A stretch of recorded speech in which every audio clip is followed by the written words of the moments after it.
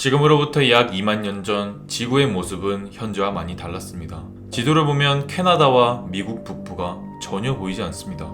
그리고 유럽의 절반 이상도 마찬가지고요. 모두 얼음과 빙하로 뒤덮였기 때문이죠. 이 영상은 제가 북극에서 직접 찍은 영상인데 아마 이런 식으로 온통 뒤덮여 있지 않았을까 싶습니다.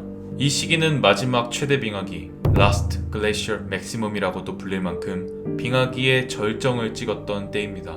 그런데 2만 년이나 지난 지금에서 우리는 어떻게 이러한 정보들을 알 수 있던 걸까요? 타임머신을 타고 과거에 돌아간 것도 아닐 텐데 말이죠.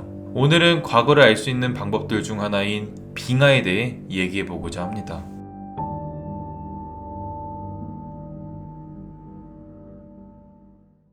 저는 재작년에 북극에서 빙하 내부를 직접 본 적이 있습니다.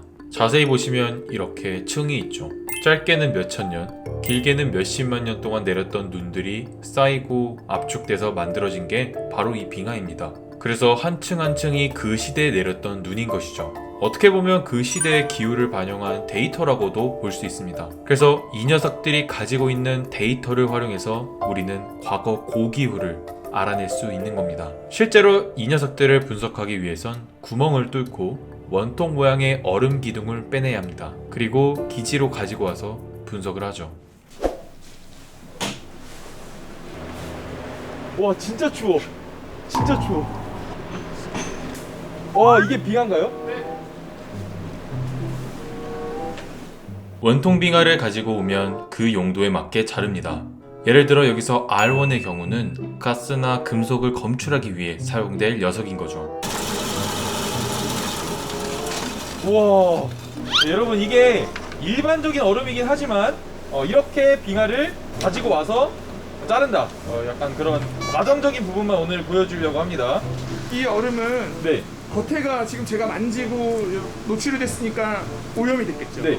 그럼 이거를 제거해서 우리가 이제 안에 있는 진짜 우리가 알고 싶은 어떤 것의 농도 아니면 어떤 것의 값을 우리가 알 수 있는 거죠. 이 과정은 생각보다 단순했습니다. 이 세라믹 칼로 얼음을 존나 비벼.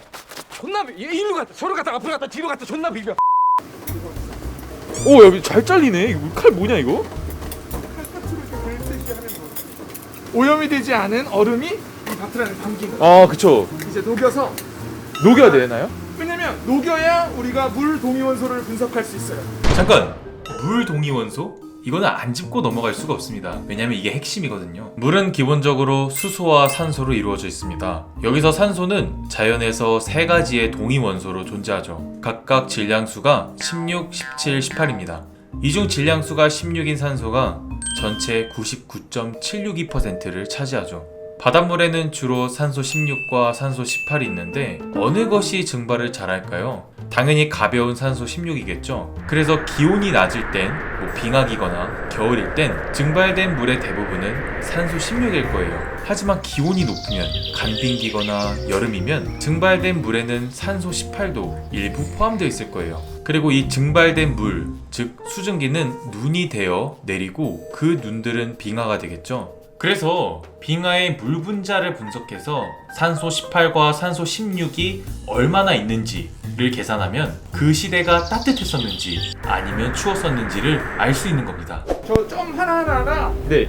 산소 동위원소 값이 저렇게 많은 걸 찍어가지고 우리 지금 여기 보시면 뎁스가 8,000cm잖아요. 네. 그럼 제가 80m 코어를 지금 분석한 거고 지금 그래서 매 해마다 저거 값이 올라가면 우리는 여름이라고 하고요. 저 값이 내려가면 겨울이라고 해요. 그래서 여름, 겨울, 여름, 겨울, 여름, 겨울을 해서 우리가 최종적으로 1881년까지의 과거까지의 빙하를 지금 우리가 얻은 거예요.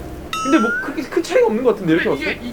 이게 큰 차이가 있는 거예요. 지금 우리는 기후가 일정한 기후에 살고 있는 거예요. 네. 그래서 지금 이게 차이가 없다는 게 예를 들면 맥시멈 값이랑 미니멈 값이 차이가 없다는 거잖아요.